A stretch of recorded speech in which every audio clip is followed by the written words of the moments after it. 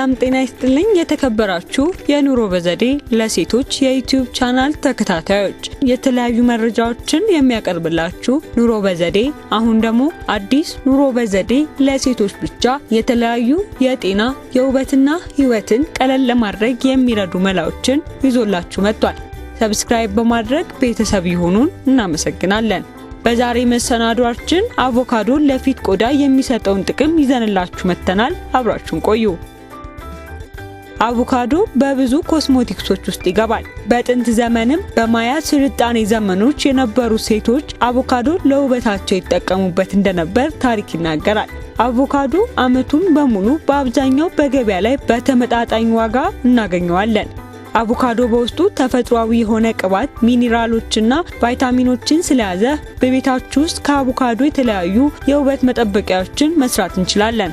የአቮካዶ የፊት መዋቢያ ለቆዳ አስደናቂ የውበት ምንጭ ናቸው። ፍራፍሬው ብዙ ማዕድናት እንደ ብረት፣ ፖታሲየም፣ ካልሲየም፣ ሶዲየም፣ መዳብ፣ ማግኒዚየም ወዘተ የያዙ ናቸው።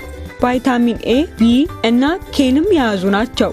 የዚህ የተለየ ውህደት ውጤት የአቮካዶ የፊት መዋቢያ የላይኛው ቆዳን በመዝለቅ የታችኛውን ክፍል የሚያደርስ ሲሆን በደረቀ ቆዳ ላይ የመለጠጥ ባህሪ ይሰጣል። በቤት ውስጥ የሚሰራው የአቮካዶ የፊት መዋቢያ ከተፈጥሮ የፊት መዋቢያዎች መካከል በጣም ምርጡ ሲሆን ቆዳ በመመገብና ጥንካሬን በመስጠት ይታወቃል። ይህ ፍራፍሬ ለቆዳ ተስማሚ በሆነ ማዕድናትና ብረት፣ ካልሲየም፣ ፖታሲየም፣ ሶዲየም፣ መዳብ፣ ማግኒዚየም ወዘተ ቫይታሚን ኤ፣ ቢ እና ኬ በፈሳሽ ቅባት የተሞላ ነው።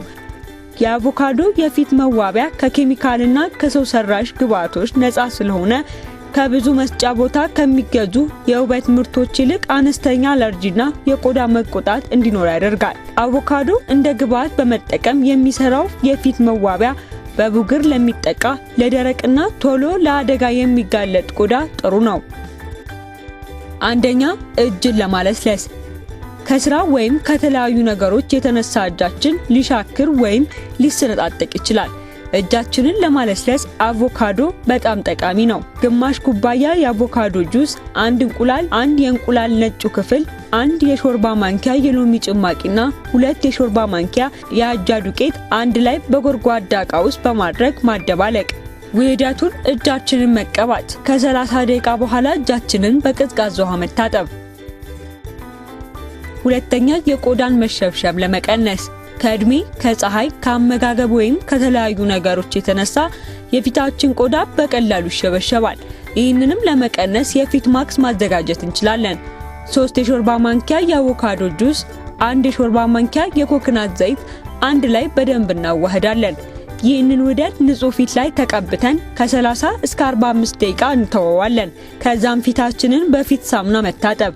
ይህንን የፊት ማክስ በሳምንት 2 ቀን መጠቀም እንችላለን። ከዚህ በተጨማሪ አቮካዶ መመገብ የፊት መሸብሸብን ይከላከላል። ሶስተኛ፣ ቡግርን ለመከላከል ወይም ለማጥፋት።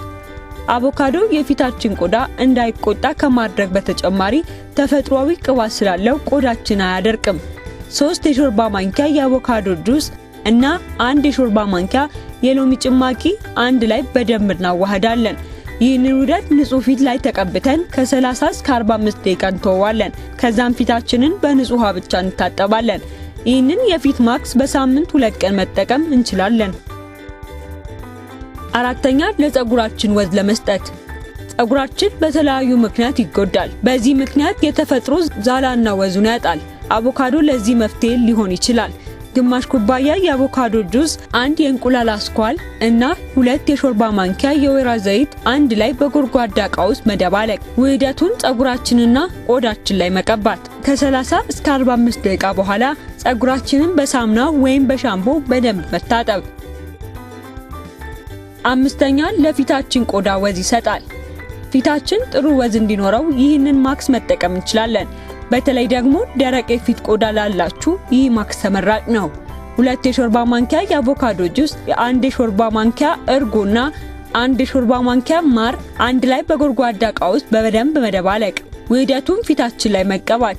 ከ15 እስከ 30 ደቂቃ በኋላ ፊታችንን ለብ ባለ ውሃ ብቻ መለቃለቅ። ስድስተኛ፣ ጥፍራችንን ያሳምራል።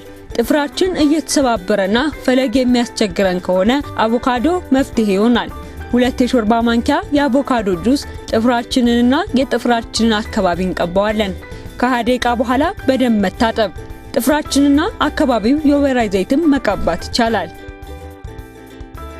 7ኛ የአይን ውበት ይጠብቃል። አንዳንድ ሰዎች ከአይናቸው ስር ያለው ቆዳ ይሸበሸባል ወይም ይጠቁራል ወይም ያብጣል። አይናቸው ስር ያለው ቆዳ ለማሳመር አቮካዶ መጠቀም እንችላለን።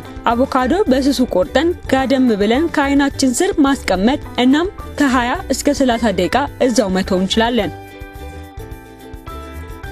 8ኛ የአቮካዶ ማር መዋቢያ።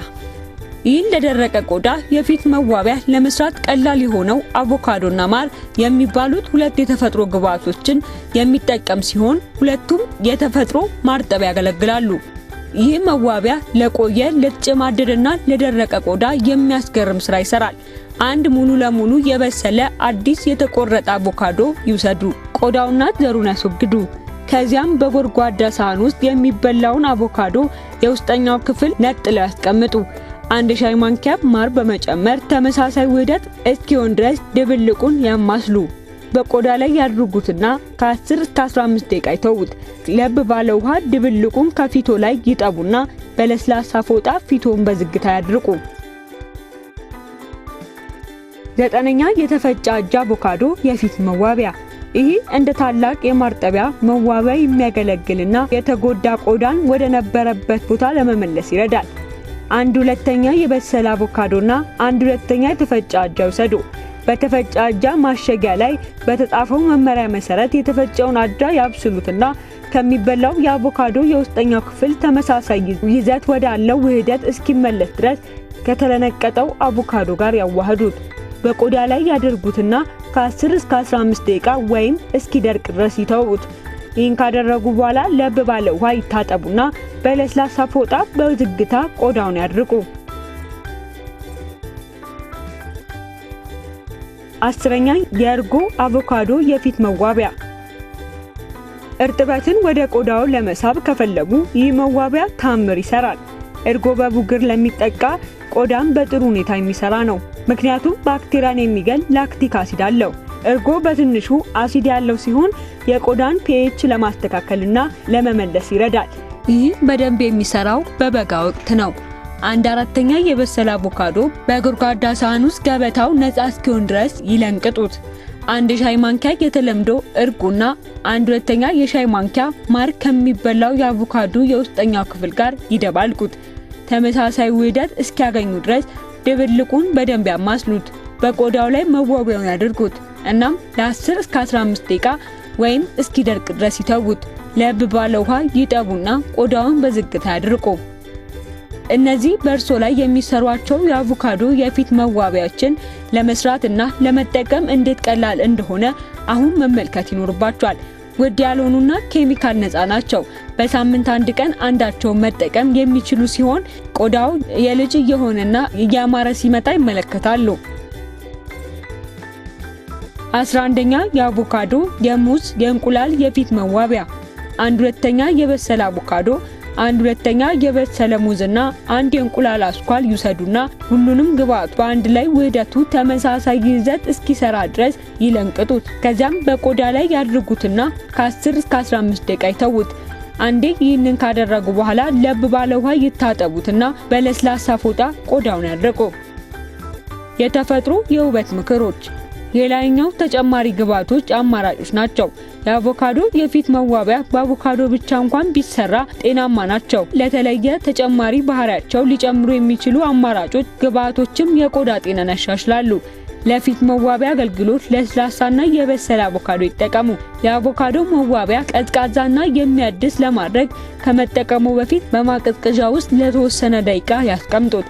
በፊት መዋቢያ ላይ እንቁላል የሚጨምሩ ከሆነ መዋቢያ ቆዳውን ለማጥበቅ ይረዳል። የመዋቢያ ግብአቶች ወደ ቆዳ ቀዳዳዎች ዘልቀው እንዲገቡ ለማድረግ መዋቢያውን ከመጠቀሙ በፊት ፊቶን ለብ ባለ ውሃ ይታጠቡ። እጅግ በጣም ደረቅ ቆዳ ላላቸው ሰዎች ምክር ስንለግስ የአቮካዶን የፊት መዋቢያ በጣም እንዲረጥብ ለማድረግ የተወሰኑ የወይራ ዘይት ጠብታዎች ይጨምሩበት። ማንኛውንም መዋቢያ ከመጠቀሙ በፊት ሜካፖችንና ቆሻሾችን ለማስወገድ ፊቶን ለብ ባለ ውሃ ይታጠቡ። ከዚያም የፊት መዋቢያው በጣም ጥሩ ውጤት ይሰጡታል። ማንኛውንም ግብአቶች ለቆዳው አለርጂክ ከሆነ ግን ባይጠቀሙት ይመረጣል። ስለተከታተላችሁን ከልብ እናመሰግናለን።